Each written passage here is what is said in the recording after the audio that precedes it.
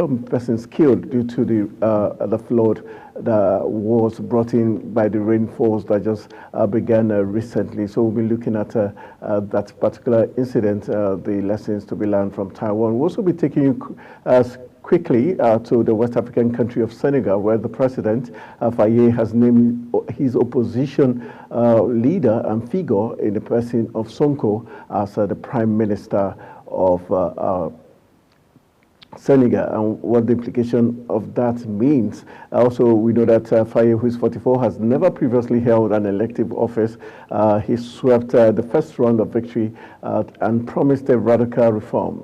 Is this part of the radical reforms? We'll be looking at what this means to the people of Senegal and to the entire economic community of West African states. These and other interesting talking points is what we'll be looking at on today's edition of the program, The Desk. We'll be joined via Zoom by a host of guests. Hopefully one of them will be Olugbenga George, who is an ace journalist right here in the Federal Capital Territory, and also involved in legislative issues. We'll also be joined hopefully by Chief Chike Okogu, who is the founder of the Center for Rehabilitation, Ability, and also Empowerment. Hopefully we'll be joining us via Zoom. And we've got a barrister, Chukuma Nze, who is a national labor activist, who will be joining us hopefully all via Zoom as we look at this very salient issues. We'll go for a very quick break. When we return from the break, the program starts. Stay with us.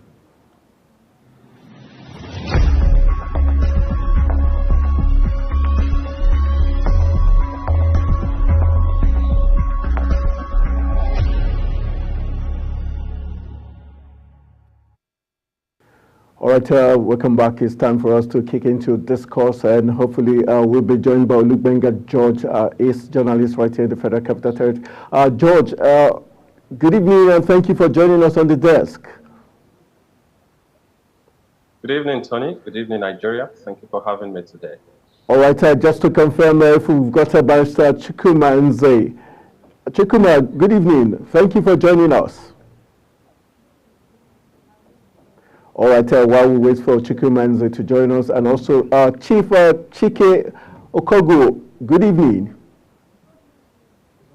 All right, so we've got Olugbenga George to kickstart the conversation. Benga George, thank you for joining us once again. Let's begin from the global scene, where we're going straight to Taiwan, where there was a 7.6 magnitude earthquake that hit the island.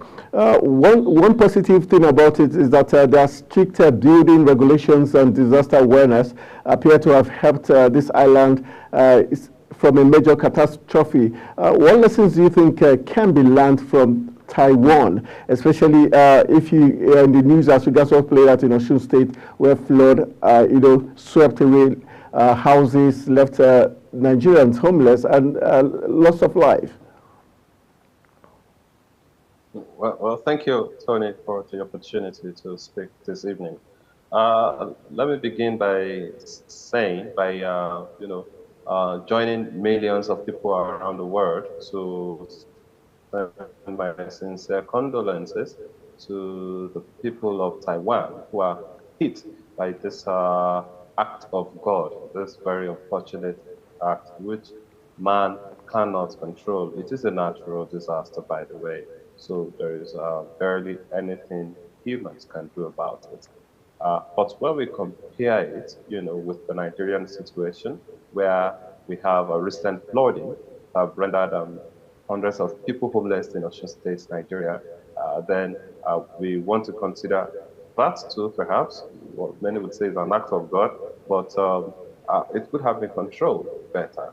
We want to learn from the responsiveness of the Taiwanese government, first of all, in being able to decipher this looming issue that eventually broke out, and how they've been able to effectively manage it to reduce the level of damage that it could have caused. Of course, lives have been lost. Over 9 lives have been recorded to have been dead, and over 800 persons have been severely injured and undergoing treatment in different parts of the of Taiwan as we speak, which tells us, that it's a real situation.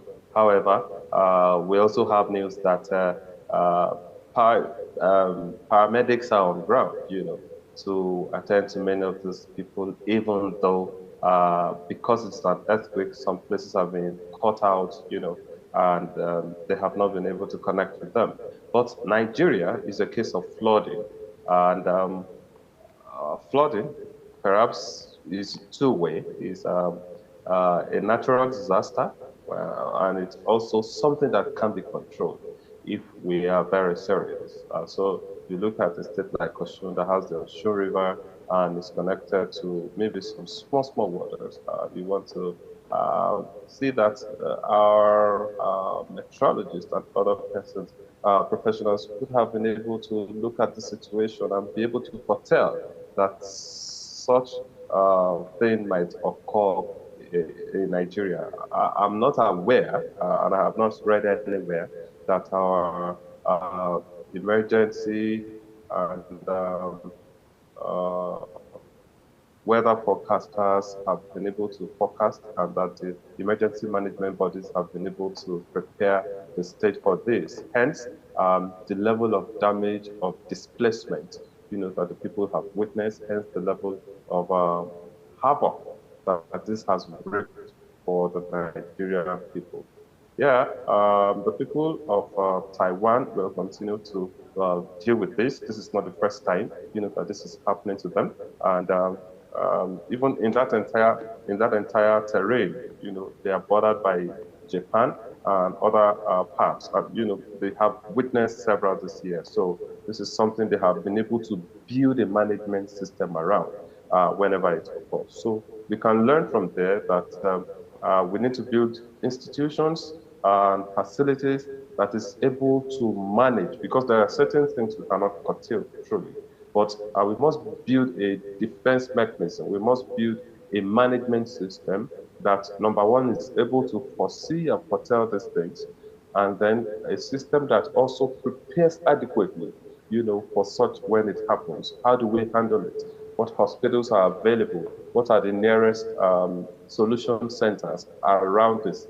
How do we effectively manage it? Or are there dams? Are there waterways that have been blocked? These are some of the things that causes flooding, for example.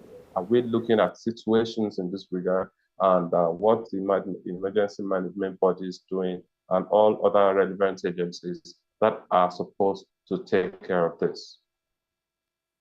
All right, let's leave Taiwan now. Want to say welcome to Victor Isede, who is the coordinator of Restore Nigeria Integrity Initiative. Thank you for joining us via Zoom. Thank you very much. Thank you. Okay, yeah, that's Victor. Victor, thank you for joining us via Zoom. All right, Olugbenga, let's get you kick-started this discourse as regards the left-wing Pan-Africanist talking about Bassirou Faye, who has pledged a systemic change after years of deadly turmoil in Senegal. People are thinking that Faye is the president, quite all right, but Ousmane Sonko is technically ruling the country by proxy. He has been announced as the prime minister. How do you see this insinuation and the fact that Sonko was the first person he appointed as the prime minister, and Sonko being his role model, also a mentor? Well, if you bring that situation to Nigeria, you call that mentor or political role model. But if you bring it to Nigeria, I think we would say Sonko was his godfather, was his political godfather. That's the name we call it here. So let's embrace that and agree with it. I think, there are so many lessons to be learned. First of all, I want to also congratulate Faye, the 44-year-old who recently became the president of Senegal. Okay, so you are talking about the role of the prime minister now, and the president.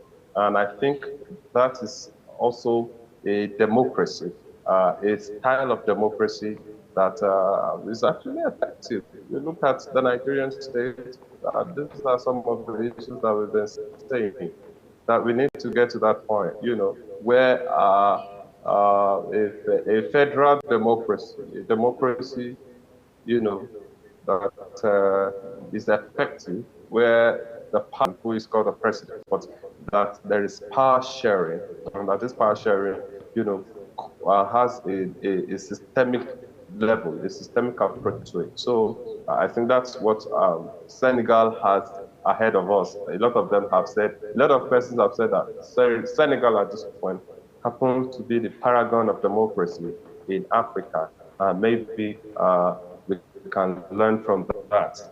All right. All right. So when we now speak about the issue of Faye, appointing his political godfather as the Prime Minister.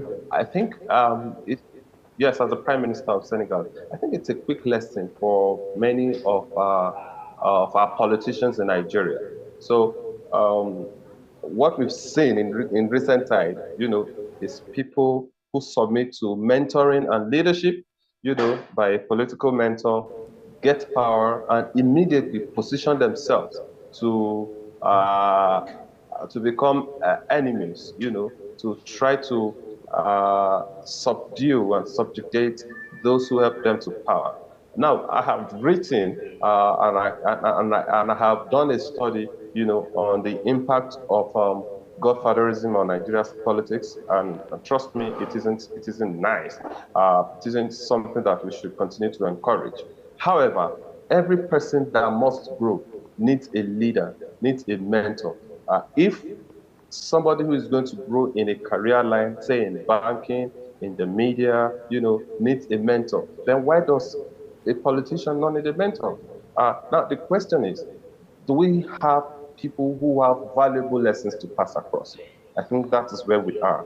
We've had a political where, most of the people who are political godfathers do not truly have the interest of people and are not development oriented at heart. They are usually consumed, by their individualistic interest instead of the interest of the common people, of the general people in the society. So Faye had displayed gratefulness and loyalty, to leadership. But in the coming days, we will get to see the impact of this, whether it will become like the Nigerian story, where once you become governor, the political godfather and the godson, now get at loggerhead with each other, and they begin to drag their dirty linen, in the eye of the public, and continue to desecrate our political terrain, our political atmosphere in Nigeria. All right, George, thank you for your opening salvo. Let's welcome Dr. Chike Okogu, who is the founder of the Center for Ability Rehabilitation and Empowerment. Thank you, Dr. Chike Okogu, for joining us on the desk. All right. Thank you so much, Tony, and thank you, my brother, for your great analysis. It's good to join you guys here. All right, I want to take you on a particular topic first of all, but before I do that, I have to take Victor Isede, who is the coordinator of Restore Nigeria initiative. Victor, thank you for joining us. Let's get your take as regards what's playing out in Senegal. Now Faye has already started his presidency, naming Ousmane Sonko as the prime minister, and he has said he intends to change the currency of Senegal as a way to redirect the economy of the Senegalese people. Let's look at the changes he's looking at implementing. Do you think these changes, for someone who doesn't have a prior experience, do you think these changes will augur well? And looking at the fact that he's got Sonko as his prime minister, someone who has had deadly battles with previous government, how do you see this panning out in the coming weeks and months? Well, I want to thank you for giving me this opportunity. But first of all, I think let us look at the basis of what is happening currently in the Francophone African countries. If Faye, from his inaugural speech, he actually hinted on that base. First of all, he made a statement that France will no longer enjoy that hegemony that she used to enjoy at the base of any significant development coming to Senegal. So Faye has started on the same pedestal that Burkina Faso, Niger, and these other ones that are coming up. Because if he starts like that, that means we are going to be expecting an holistic approach. This time around, this is a radical approach. You see, like if I want to look at what is happening in Senegal to Nigeria, let me throw a two light on what we are looking at here. It's just like the issue of dollarization of Nigeria economy. If President Tinubu decides today that Nigeria have no business with America, that we want to go the way of the BRICS nation, you will see that the dollar will come down immediately. So what we need to do, what Senegal is doing right now under Faye, is that we don't want to follow this path again. We want to turn left, just like the children of Israel. They have traveled around that mountain for 40 years. And if you look at the book of Exodus, God told them, Moses, turn left. This is the time for Africans to turn left. And I'm happy that this man, Faye, has not been in government before. But his mentor, Usman, has been in government, has been involved in all this race. So bringing in, both of them are young men. I don't want us to look at Godfather in this matter. What I want to look at is, like, you are looking for your like mind. Somebody who will guide you. And let me tell you, if you look at the composition of government, Prime Minister is the head of government, while the head of state, the president, is the head of state. So I think Usman is going to be the one to drive the policy that will entail that Senegal is free from France denomination, and also be able to liberalize, because if you look at Senegal, they have more of youth population, and the man is a young man. So we as Africans, we are celebrating this turnaround. We are also celebrating what is happening in the Francophone countries. We believe that one day this same change will blow to Nigeria, because we don't understand what is happening. When you keep on having a path back with your colonialists and those who don't want you to grow, there is no way you can move anywhere. So I personally want to congratulate him, because I was expecting him to start telling us that, oh, I'm going to continue from where this one stopped. No, he told us, look, Senegal sees to liberate themselves for France hegemonic tendency, which is the first step.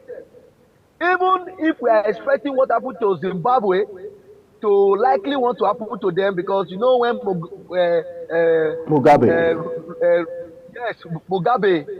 Robert Mugabe said he want to pull out Zimbabwe from the British, and you saw what they did to him. So, but now I believe these are young men. These are not Mugabeans. These are men who can not just talk the talk, but they will also walk the talk. All right. And these are men that we need to give opportunity to. So I congratulate them for that. All right, Victor, thank you for your take on that. Let's move to the next talking point. This when I bring in Chief Dr. That's Chief Chike Okogu. Thank you for joining us on the desk. I want to get your take on this. Recently, the House of Representatives Committee on Disabilities has invited the management of Kentucky Fried Chicken, KFC, over the alleged unfair treatment of a person living with disability, Adebola Daniel, son of former Ogun State Governor, Senator Gbenga Daniel. The committee chairman, Basiru Ayinla, made this known while briefing House of a representative correspondent at the National Assembly complex in Abuja. Okay. Ayinla, a member of the All Progressive Congress, Oshodi Isolof, one federal constituency, Lagos State, said the committee would ensure anyone found culpable of breaching the Disability Act is punished by the provisions of the law. We know that Nigerians have been suffering discrimination all year round, millions. And Chief Chike, I know you're an advocate for this. How sad is this that it's because it's a child of an elite that's making the government and lawmakers who are representing the whole of Nigerians take it this serious? Is this appalling or this is welcome? Okay, first, good evening, Nigeria. First, the guy is a person with disabilities. Please, let us not mix up the fact that he's the child of an elite. No, but that's the reason they're taking it very serious. This is the reason that, let's be honest, this is the reason they're taking it this serious. I am not the child of an elite, neither am I. You can put it in quote, an elite. Well, I'm an elite, but what I'm trying to say is I'm not a silver spoon.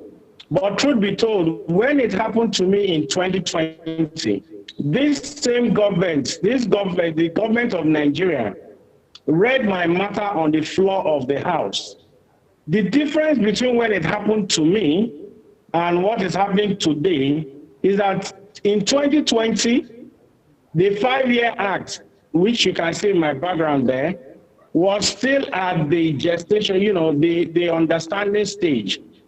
So the 5-year moratorium period had not elapsed. But today, the 5-year moratorium period has elapsed. Ignorance of the law is not an excuse. So 2 years ago, in 2020 is 4 years ago, when it happened to me, December 2020, we couldn't kick the act, we couldn't kick the act into action because at that time, people were still trying to understand the act.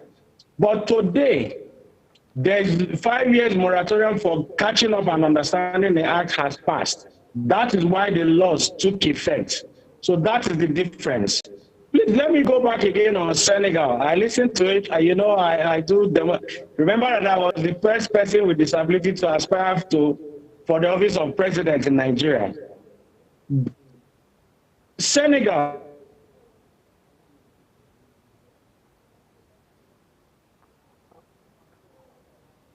Dr. Chike, are you there?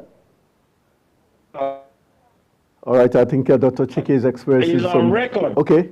Dr. Chike. Yes, sorry. Sorry, hear me? All right, yeah, we can hear you. Go ahead. Can you hear me? Yes, go ahead. It is on record that Senegal is the African country. They have never had a coup d'etat. Okay, Dr. Chike, I think you have to restart and see how you can rejoin us. The network not good enough. Your audio very bad. We can barely hear you. All right, let's go quickly to Lukbenga while we wait for Dr. Chike to sort these issues out.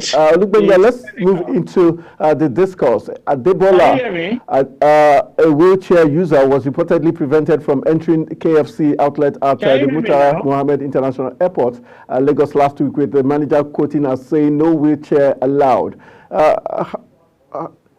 How's your take as regards the reaction by the House of Representatives and how far they had taken it, this issue? I respectfully enjoyed, the background that Dr. Chike provided, with this matter. I think I like to say I still like to take it on from where you were driving it toward. That's talking about the child of the elite. Truth of the matter be told that Nigeria is a place that favors the elite more than the masses. True. I can tell you categorically that every day in Nigeria, many disabled people, many people who live with disability, I beg your pardon, are maltreated every day and nothing happens. This had to, take the center stage. While I totally agree, I mean, it is the law, it's been provided, but we must realize that what's good for the geese is also good for the gander. True. And I hope that this situation sets a precedent, for the maltreatment of people living with disability in this country, regardless of who they are. So the child of the common man who does not have a name, who does not have clout, who does not have leverage, must be able to witness the same thing, must be able to get the same judgment, that the son of former Ogun State governor has gotten in this case. I mean, it should be a law. And this is an encouragement, really. I think it's really encouraging to have the National Assembly, pass such a law that will guarantee the right, of people with disability. However, what we must emphasize and what I'd like to emphasize is that if it is good for the case, it is good for the gander. The right of people with disability must be sustained regardless of their social status, regardless of where they live, regardless of the situation. Okay, Benga, while we're sticking on the elite in quote, is not to spite the person involved or to belittle the event. My question to you is, we know that FAN had come out, sanctioned, shut down KFC, told them for them to resume office, they had to stick a disclaimer and to also say that people with disability are welcome, and that's the only clause for them to reopen. Fast forward 48 hours after, and it's been escalated to the House of Representatives. Doesn't this smack of simply because he is the son of an elite? No. I said it earlier. The law was enacted 5 years ago. Dr. Chike, this question was meant for George, but we oblige you to go ahead. But let me give you other cases in point. When the law was enacted, there was a 5-year grace period. You cannot name a child when it is in the womb. That child must be, it's a testament. And a testament only comes in effect when something has died. What died here? The 5-year moratorium period to understand the law died on the 17th of January. So everybody that is shouting now is shouting because there is a law in effect now. And if we don't call that law, and let me tell you, yes, he is the son of an elite. Yes, we are all elites. Anybody watching the TV on TV today is an elite because you can afford data and you can afford electricity to watch TV. Society is shaped by the elites. It is the responsibility of the elites to also take care of the weak. My point here is this: what is good for the goose, like you said, my brother said, is good for the gander. You understand? Okay. What are we trying to say? It is Benga Daniel's son today, can be the son of any other person tomorrow. True. As long as the law is in effect, like my brother said earlier, let it protect everybody. So yes, bang on, I accept that he is the son of an elite. The system is now being shaken because it is the son of an elite and it will apply to everybody. All right, Dr. Chike, let's take it further. How serious can we take the federal government as regards this law and the implementation of this law, especially if it's not domesticated across the 36 states of the Federation? I always say this, that our journey to El Dorado in the disability struggle is described as follows. We are not where we used to be before, and we're definitely not where we want to be. I joined this struggle as someone who acquired disabilities December 2006 on my way to Abuja Airport. I survived a car crash that left me paraplegic. Now, what are we trying to say in this cause? When we started this struggle, we were in John Gaventa's book, there's an author called John Gaventa, and in his work, Struggle in the Power and Powerlessness, he described three three phases of power, face like my face. The first phase of power is the master-servant relationship. Slaves, the blacks and the slaves and all that. Master-servant relationship. That was where people with disabilities were in Nigeria. At this time, Nigeria had signed the convention, the protocols with the UN, making it mandatory that Nigeria must domesticate those laws. Nigeria did not. We kept pushing until we got to the second phase of power, which is where the master and servant sit. The servant is allowed to sit on the table with the master. That is where we are now. With the signing of the law, we now have what you call the commission and all that, which has led us now to this third phase of power, the hegemony stage, where we decide and allocate resources to everyone. Persons with disabilities are now sitting on the table because we have a House committee, we have the commission, the president has a special assistant on disability, governors are doing that. Gradually, we will get to the level where all states must domesticate. How can we fight this battle? And how can we win this fight? Funding. You see, we come from a society where disability, you will agree with me that you have seen cases where you enter a house of someone, a people with disability, a child with disability, and the parents will say, go and hide that child. Because disabilities was seen, recall that our culture, people with disabilities were buried alive to escort kings. And in some places, they completely eliminate them because they are seen as children who have brought curses to their families. So it's going to take a long time. With Africa, the way Nigeria is today, when we still live in a society where people think that you can sacrifice a human being to make money, that is how low we value human life. But we're gradually evolving. TikTok, Instagram, social media has interconnected the world. And we're beginning to see that people with disabilities can do so much. There was a wrong video that was put on TikTok some point in time, going around in Nigeria that TikTok was owned by a person with disability. That's not true. But that guy is a Chinese man with disabilities that is into a lot of creativity. And what has that shown? That we people with disabilities are not a waste in society. We're not dregs and the lowest of society. But because poverty has made it so, before now, you wouldn't see a Dr. Chike Okogu being invited on your show. Your image of person with this, as I'm talking now, how many people know that I'm a person with disability, but you didn't say it? And there are so many of us like that. Your visual, like the red oranges and red colors.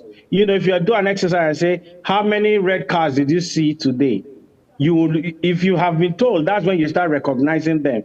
But your natural visual of persons with disabilities are people you see begging on the street. So that lays a foundation in the subconscious mind of Nigerians. All right, thank you, Dr. Chike. Thank you for that salvo. Well appreciated. Let's give Victor Isede a chance to join the conversation. Victor, let's look at from the point of KFC as an international entity. How bad is it that we know that in other climes, people with disability are respected. They make conscious effort.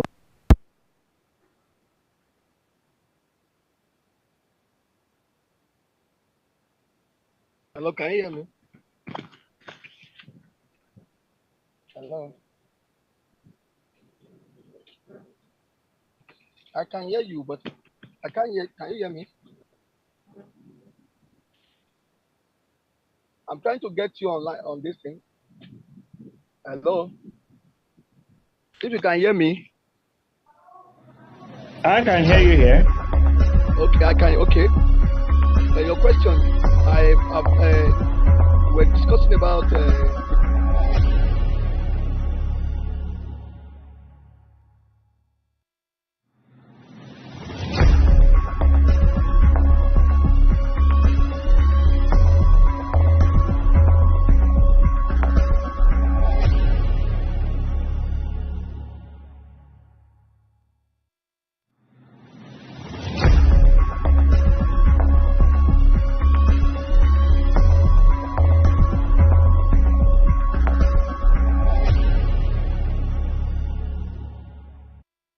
right, yeah, welcome back to the most compelling talk show on TV, The Desk on Global Television. My name remains Anthony Momodu, and I will still have Dr. Chike Okogu as one of our guests via Zoom, and Olugbenga George, who is a journalist, also joining us, and Victor Isede, who is the coordinator of Restore Nigeria initiative. Victor, let's get your take as regards how best Nigeria can make it, foreign entities doing business in Nigeria, adhere to international standards and rules, especially looking at people with disability.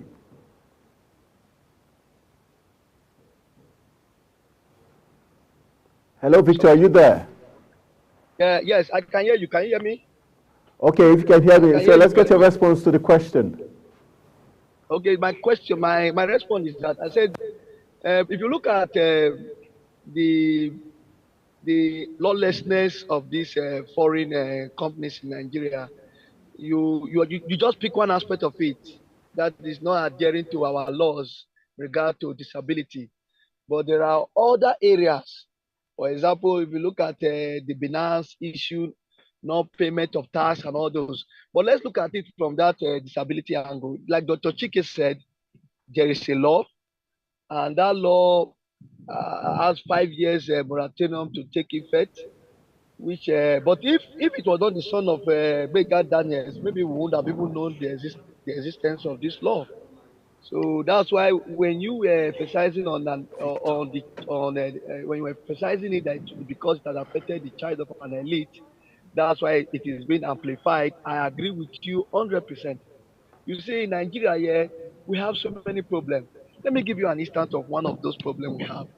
Most of all these foreign companies, they don't pay tax. They don't pay the tax that is due for them to pay. Many of them, they bring in expatriate workers. They don't even come up with the actual quota. They bribe all their ways. So if not because this has happened to the son of Benga Daniel, maybe this would have been one of those things that would have just gone out under the carpet. I agree totally that the need for us to have a responsive government is now. We cannot continue to allow these expatriates to take over every areas of our country. You see, to get Nigerian visa is not easy. But when they get here, they have so much latitude. They take so much space. Nobody controls them. I, for once, I'm happy. I have a friend, Barrister Mary, who is also a member of the disability group. And I have respect for the disability group. And I remember... Sorry not to cut you short, but we have to go for a quick break. We urge you, Victor, Olugbenga George, and Dr. Chike to rejoin us as we go for a quick break, and we'll restart the Zoom link. We urge you to rejoin us. Thank you very much. Let's go for a very quick break, and the program continues.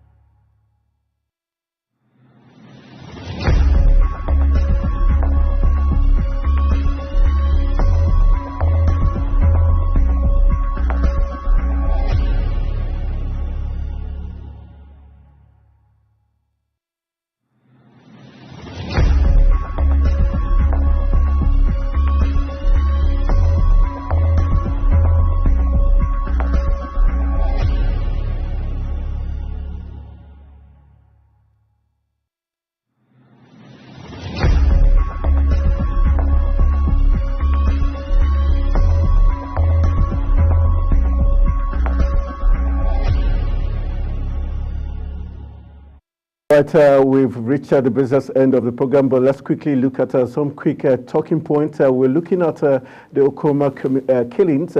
We've got a senior advocate of Nigeria, retired judges say police should probe and try suspect, not the army. That's the big story we're looking at this evening, where senior advocate of Nigeria and retired judges yesterday said the Nigerian police force ought to handle the investigations into the recent murder of 17 soldiers and unconfirmed number of villagers at Okwama in Ughelli South local government area of Delta State. Olugbega George, thank you for rejoining us. Dr. Chike Okogu, thank you for rejoining us. And also, Victor, thank you for rejoining us. Let's a quick one. We've got barely 10 minutes to call it a wrap on the program. Benga, let's look at what's playing out right now. The legal luminaries, are they right or right when they say it's the police that should be the ones prosecuting rather than the army being the judge and the jury in its own case? The jury. All right, thank you very much once again. I think we spoke about this at the inception when, this news just broke out, when the sad and unfortunate incident happened in Oklahoma.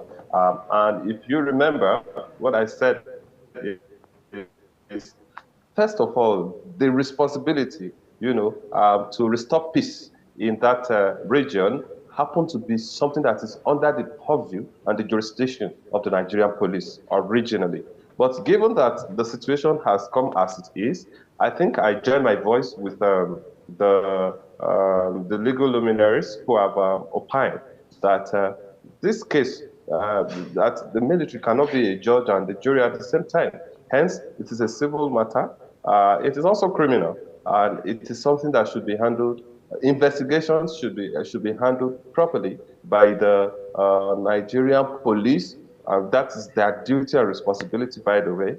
And then when the information, they have come to a conclusion, it can be passed to the appropriate quarters like the judiciary and all that is necessary. So yes, I join my voice with that of the senior advocate and every other legal luminary that have said, look, this person should be returned back to the police and the police should be made to try it. Although there is a clause there's a caveat, which is that I believe that one of the things that the Nigerian people have is this lack of trust in the Nigerian police. Recently, there is an ongoing case. I don't know if we'll have time to get to it, where you have the Binance, one of the Binance executives. That's going to be our next talking point.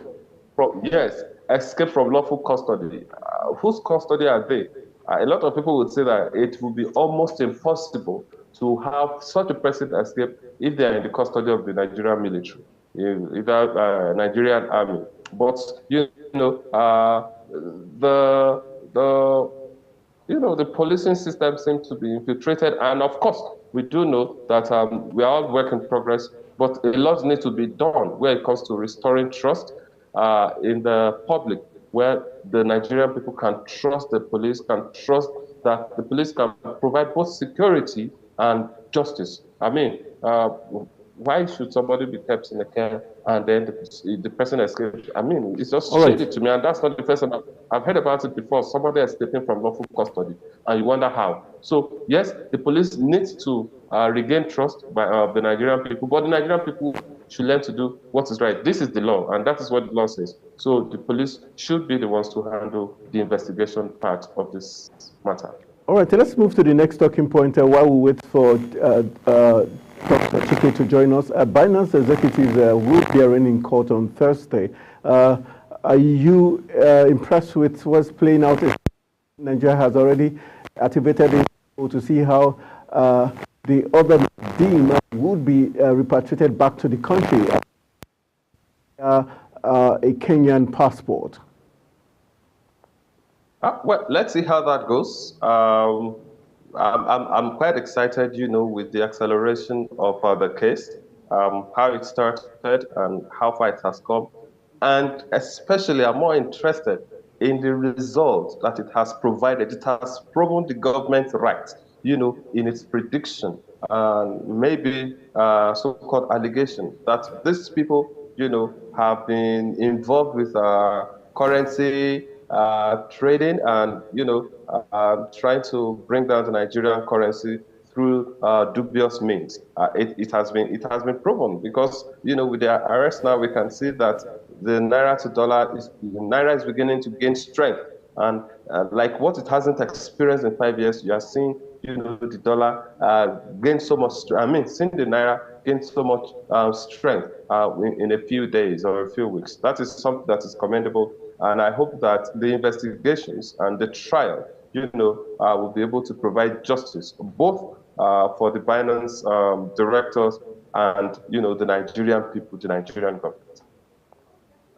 Okay, on the final note, are you looking at the fact that we're yet to hear those who were culpable for the escape of one of the Binance executives either being punished or, any penalty? And even we know that some argue that in certain crime, the NSA chieftain should be thrown in his tower because this man left, escaped under his watch, especially the watch of his men. Yes, that's what I was going to clarify, that when you say under his watch, we would rather say under the watch of his men. The NSA can only do as much, because he's also a man. Well, you talk about resignation. You have already stated the obvious, insaner climbs.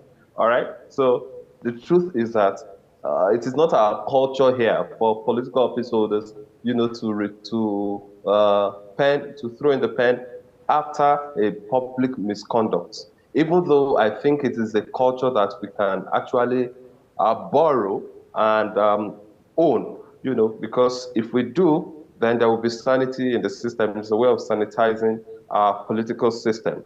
But then, since that is not yet our reality, I don't think that the pressure should be on the NSA to also stop, from its activities. However, I believe that to justify, this action, the officer that was in charge, under whose close watch this very, very despicable action happened, should be brought to public glare. It should be made, the Nigerian people should be made to see and know, because I just spoke about trust now. They should be made to see and know that, see, when these things happen, they have repercussions, and they will serve as deterrent, to other officers who engage in this. It is almost a commonplace, if you can just package something. I'm sure there must have been a very crazy negotiation, and it must be made to face the wrath of the law in this regard. That a whole Nigerian state arrested someone, and then somebody, or for whatever reason, for their carelessness, even if there was no negotiation, even if there was no bribe, even if there was no conversation, the fact that somebody was detained and you are kept, it duty kept you to protect that person. And then it's negligence of duty. You neglected your duty to the person, escaped up until the point that the person left the country, or wherever the person is. It's really sad. It tells a lot about our security system. It tells a lot about our data. How did he move? Where did he use? Because I also read how he's also suing the Nigerian government. I read it somewhere.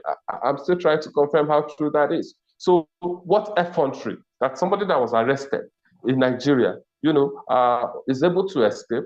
And it's not just escaping now. He's now saying, see, I'm suing this country for doing this and that. I think that officer should be made to bear the brunt. I don't know. I'm not a judge, but it should serve as a deterrent for several other persons. Especially within our security system. George, for joining us, a side journalist writing in the Federal Capital Territory. Thank you for your very grand analysis. Also, big thanks to Dr. Chike Okogu, who is the founder of the Center for Rehabilitation, Ability and Empowerment. Thank you for joining us today on the program. And also, big thanks to Victor Isede, who is the coordinator of a Restore Nigeria initiative. Thank you for also being part of the most compelling talk show on TV, The Desk. Also, just for information for the general public, just to let you know that President Bola Tinubu Wednesday passed the Student Loans to Higher Education Act and the Reenactment Bill 2024 into law. So now we know we've got the Student Loan Bill is now a law in Nigeria. And also, this is not too pleasant news for Nigerians. Power crisis as federal government has hiked electricity tariff from 68 naira to 225 naira. So those are the two hot stories, hot news you need to get from the desk on Global Television. My name is Anthony Momodu saying thank you for being part of Nigeria's finest talk show. Good evening.